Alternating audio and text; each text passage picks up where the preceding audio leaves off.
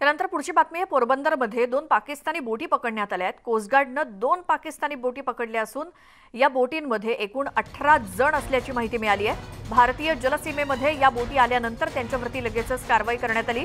गुजरातच्या पोरबंदरमध्ये 2 पाकिस्तानी बोटी पकडण्यात आल्या आणि कोस्टगार्डनं या बोटी ताब्यात घेतल्यानंतर या बोटीमध्ये एकूण 18 जण असल्याची माहिती मिळते, जी दृश्य आपण पाहतोय स्क्रीनवरती।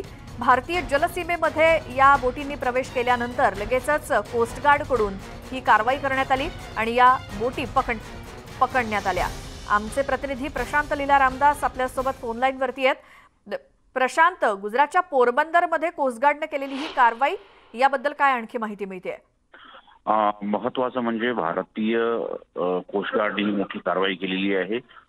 भारतीय सीमेमध्ये ह्या ज्या बोटी, भारतीय जलसीमा जी आहे त्या जलसीमेच्या आतमध्ये या 2 बोटी यांनी प्रवेश केल्यानंतर त्यांना चेतावणी देण्यात आली होती, परंतु ती परतण्याच्या ऐवजी ते पुन्हा पुढे येत होती। या सगळ्या पार्श्वभूमीवरती भारतीय कोस्टगार्डने त्यांना त्या दोन्ही बोटी ताब्यात घेतलेल्या आहे। सोबतच ज्या बोटीमध्ये जे व्यक्ती होते जवळपास 18 लोकांना देखील भारतीय कोस्टगार्डने ताब्यात घेऊन त्यांना पोरबंदरच्या स्थानिक पोलीस स्टेशनला रवाना करण्यात आलेलं आहे।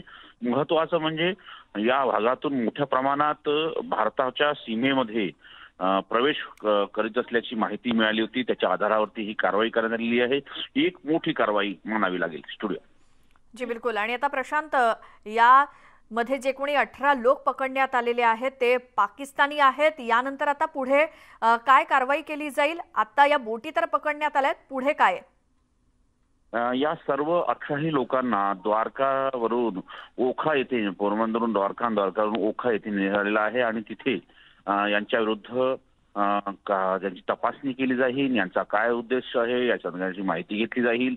खरंच हे देशविरोधी कारवाईत व्यस्त गुंतलेले होते का हे देखील पाहिलं जाईल, की हे मासेमारी करणारे लोक आहेत हे देखील तपासले जाईल। या सगळ्या पार्श्वभूमीवरती आता यांच्या तपासणीनंतरच निर्णय घेतला जाईल आणि त्यानंतर पाकिस्तान दूतावासाला याची माहिती दिली जाईल की हे सगळे जे लोक आहे 18चे 18 हे लोक यांना कशा पद्धतीने ताब्यात घेण्याच्या कशा पद्धतीने कारवाई झाली या सगळ्याची माहिती घेतली जाईल। आणि सोबतच जर बघितलं, महत्त्वाचं म्हणजे या सगळ्या पार्श्वभूमीवरती ही जी कारवाई आहे ही देशविरोधी कारवाईच नाही आहे, याची तपासणी केल्यानंतरच निर्णय घेतला जाईल। स्टुडिओ प्रशांत, धन्यवाद या सगळ्या माहितीसाठी। पुढची बातमी मुंबईतून आहे। पवईमध्ये एका वादाचं हाणामारीमध्ये रूपांतरण झालं आणि जमिनीच्या वादाचं हाणामारीत रूपांतरण होऊन 2 गटांमध्ये तुफान हाणामारी झाली। पोलिसांकडून या दोन्ही गटांवर गुन्ह्याची नोंद करण्यात आली आहे। अधिक तपास देखील सुरू करण्यात आलाय। हाणामारीचा हा व्हिडिओ सोशल मीडियावरती व्हायरल झालाय। पवई या भागामध्ये जमिनीच्या वादातून 2 गट कसे जुंपलेत हे आपल्याला स्पष्टपणे दिसतंय। सोशल मीडियावर हा व्हिडिओ व्हायरल झालाय।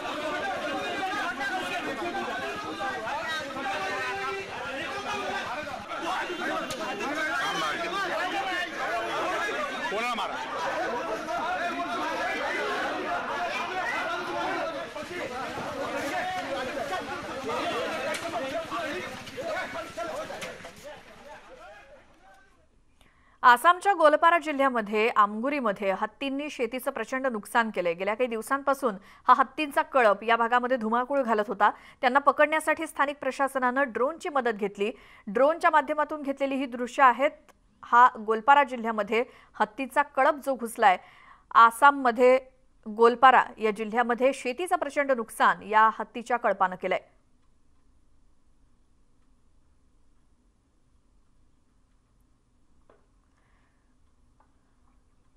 ड्रोनच्या माध्यमातून घेतलेली ही दृश्य आहेत आणि आसामच्या गोलपारा जिल्ह्यातल्या आमगुरीमध्ये या शेतामध्ये फिरणारे हे हत्ती आणि हत्तीचा एक मोठा कळप दिसतोय।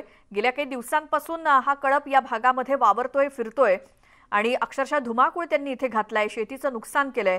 त्यामुळे याच्यावरती काहीतरी कारवाई करण्याची मागणी केली जात होती आणि स्थानिक प्रशासनानं या हत्तीच्या कळपाला पकडण्यासाठी ड्रोनची मदत घेतली आणि ड्रोनमधून घेतलेली ही दृश्य दिसतात। कारण गेल्या काही दिवसांपासून शेतं असतील किंवा या भागामध्ये धुमाकूळ घातलाय या हत्तींनी। बराच मोठा कळप आहे आसामच्या गोलपारा जिल्ह्यामध्ये।